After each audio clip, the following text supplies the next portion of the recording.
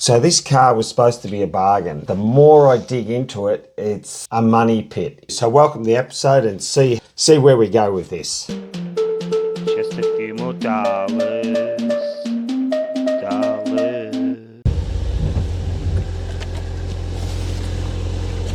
Right, just off for a parts haul. Ute taillights at a good price. So we're off to Hamilton.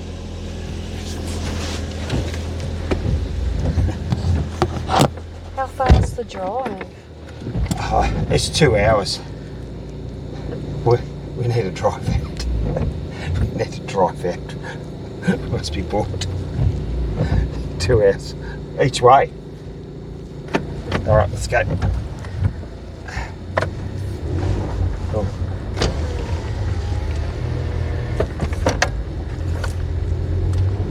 Glasses.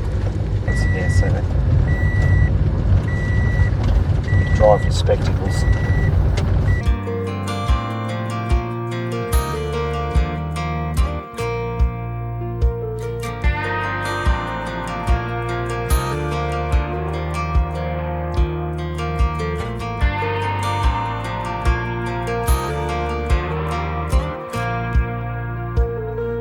That girl is a runner, she was born to get away.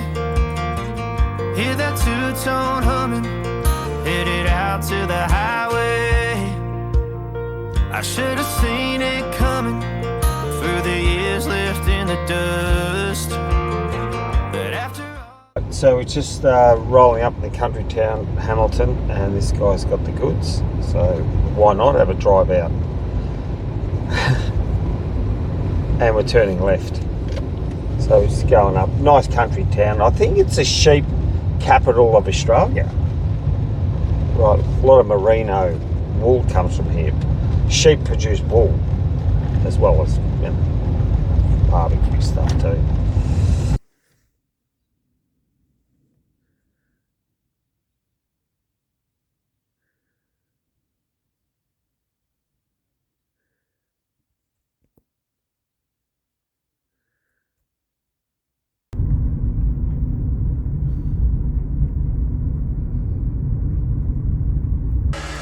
Back on the VE. What is going on there? They're helping us on the road. So I bought the bonnet, a guard, a bumper, and the inner liner. Even though the inner liner, I've just noticed it's for the left-hand side. What do you want two left-hand side for? Anyway, as you can see, in this one, I'll put the front on.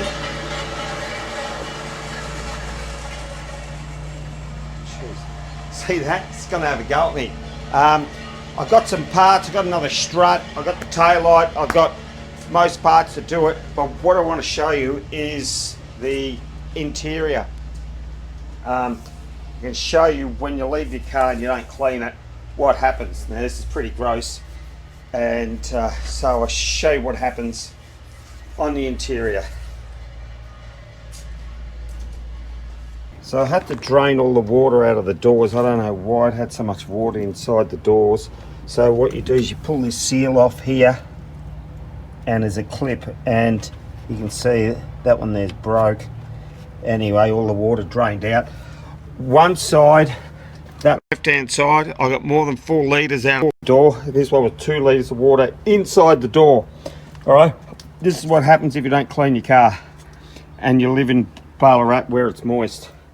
See all this? That's mould. And see the lines that come down? So the guy that owned this, or whoever owned it, had food. And I found a lot of chips and all that. So the food actually grows, the mould, see there? That's mould. So I've got to decontaminate this whole car as we go. So I think I'm going to go for a base seat for the driver, because ute seats are different to sedan seats, which I just found out. Now, when you grab, here's another gross thing. Look at this Look at his belt. Mould. Growth. Gross. So it's all over. Wherever you have your food. See that belt would have been here, would have been strapped around here, and he's eating his food the whole time. Steering wheel's not too bad, so. But we'll clean it up. Got to sanitize this whole lot. That's actually the carpet and not a carpet mat. So that's mould as well. Look at it.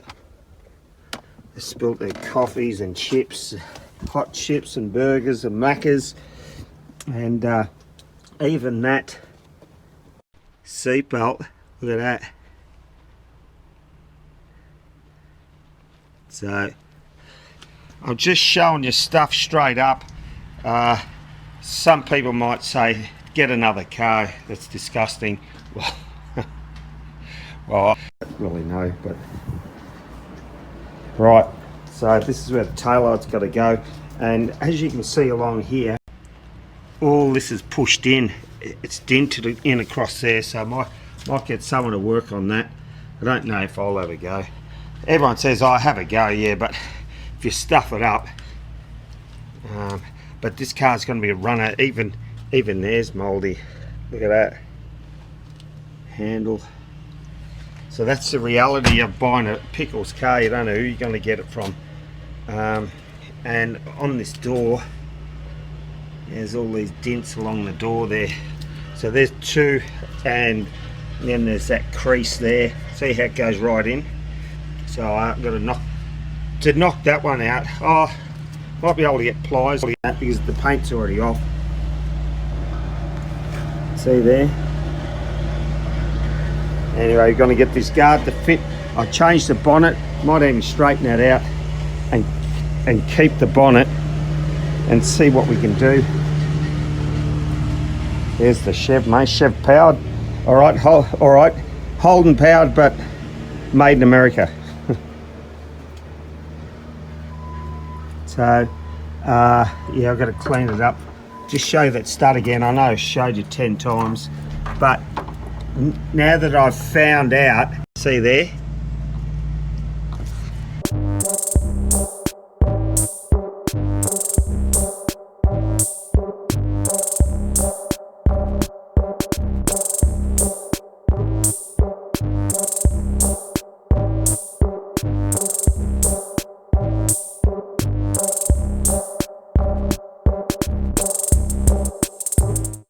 Taillights were picked up from Hamilton, from Dave. Big shout out to Dave, thanks mate. Really good. I think I might even use the two of them. They're of course OEM. He got it as a package deal, so that's good. It's going to go in that slot. It's an easy fix. So what I'm thinking is that this one looks a bit dull, and got a bit bung there and it's scraped down here. So I might have to swap that one as well. Come to the front. As you can see, I have a time lapse of putting this together. I haven't clipped in the honeycomb because it's a little bit harder to get out. So in and out doesn't really help age. And I haven't got the latch on yet, so the latch that catches it, that's here. Right, so that's just a mock-up, another strut on there. It's lined up pretty reasonable. Put the headlights on, that'll need a buff. Fog lamps will need cleaning up.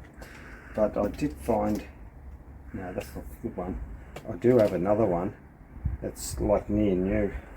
But this car is like, it's 19 years old, and this is the third bumper bar, because the last one that it's on there, it says it's built in 2012. Well, the car's 07. I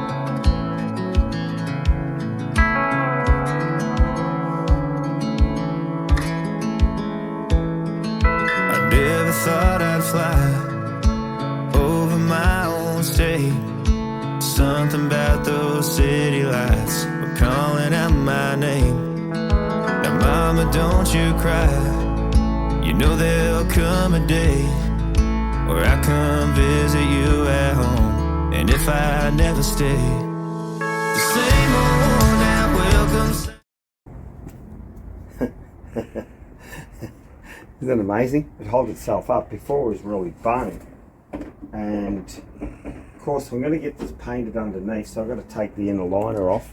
I was just checking the gaps, but I need to put the under tray on, and I'm waiting for an inner liner, and then I can put other parts on, fit it all up properly, and then I'll know exactly where to tighten the bolts up and all that, and then we have to get it painted. I have a request. That man who works at the Deer Park Smash Repairs, I'm very interested, mate. If you can just drop me a line, get me email out, and I'd like to use your workshop.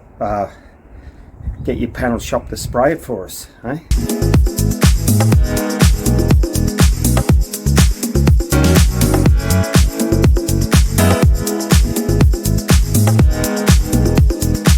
So I think in the time lapse you see me change the strut, and of course these struts, when you buy them second hand as a package, it's pittance, you know, $5, $10, whatever it is.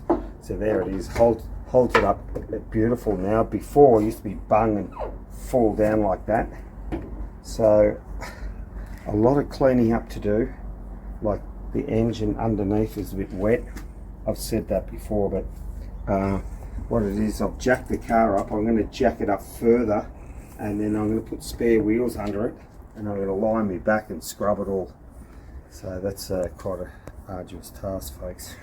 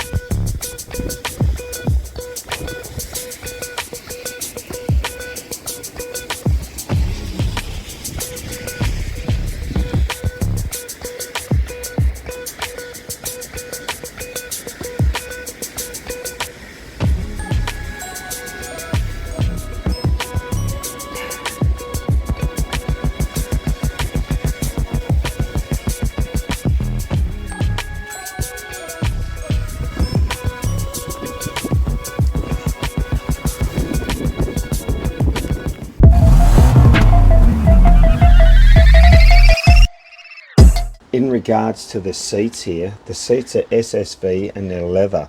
Now, I was just speaking to a local upholstery, and they call them trimmers, right? And so I had a good yak to him, and I picked up that any car from South Australia, he said the seats are horrible. He said they dry out. If you don't put oil on them, you don't moisturise them, they're gonna be like a headache.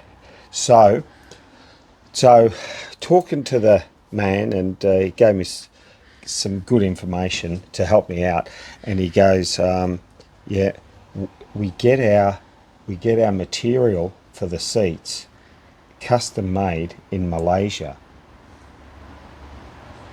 I go, oh, okay, right. So I thought, oh yeah, it's possible. This car, I'll just get it as one. What I wanted to do is, in some areas, I want to keep the cost down, and the YouTuber like fans and followers who gave an input, one guy said what you do is buy OEM parts and you pick them up cheap from Marketplace. Well, I followed his lead. I followed it.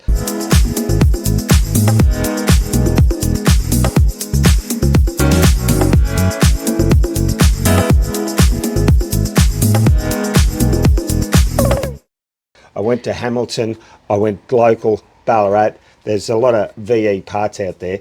So in that, I'm keeping the cost right down. But for the paint job, well, I'll spend money, and hopefully I'll get an answer from that guy, and we can get these all hooked up to get painted nice. Okay. So the trimmer said, right, here's your options. And one YouTuber said, he commented and he goes, buy Cam's leather. And I had a look, and the price is quite reasonable compared to the quote that I got from the trimmer. The trimmer said with the Malaysian seats, covers, leather. He said 2 seats, and 2 seats, $3,000. Hefty. Do you think it's hefty? It's hefty. You think you can just buy a set of seats on Marketplace and wing it? Well, these are SSV seats, and a lot of people are selling the whole set all in one. So I thought, I've got enough stuff around here. Where am I going to store it? And I don't need all. And this is a ute, right? So the ute has a certain type of seat, and it has a quick release at the top. So you push it forward so you can access this extra space that we got here, right? So you can't use sedan. So I thought, okay, maybe I will spend also the money on getting the driver's side seat. There's a little tear in the passenger, so if we get 2 bases, and we might get 2 foam bases as well, maybe I can pull it apart and see if I can do it. So I would say in the next episode we will have the seat apart. As you've seen in the last build, the LS3, that was very complex, and I overcome the VIV. So I wanted to have something slightly cheaper and see if I can get the car done quicker, faster and easier. So the Holden VE SSV 6 litre slowly coming together. As I dig into it, the money's starting to add up with the leather seats. So follow along for the next episode to see how I tackle the leather seats. And I want them close to OEM spec, but not spending the big dollars. Thanks for watching. Great. They're looking great. I need to paint them, but I don't know when. Haven't got much time. Want to have a dance first. Haven't got much time. Want to have a dance first. Yeah. That'd be a shame. You can sing and dance all you want.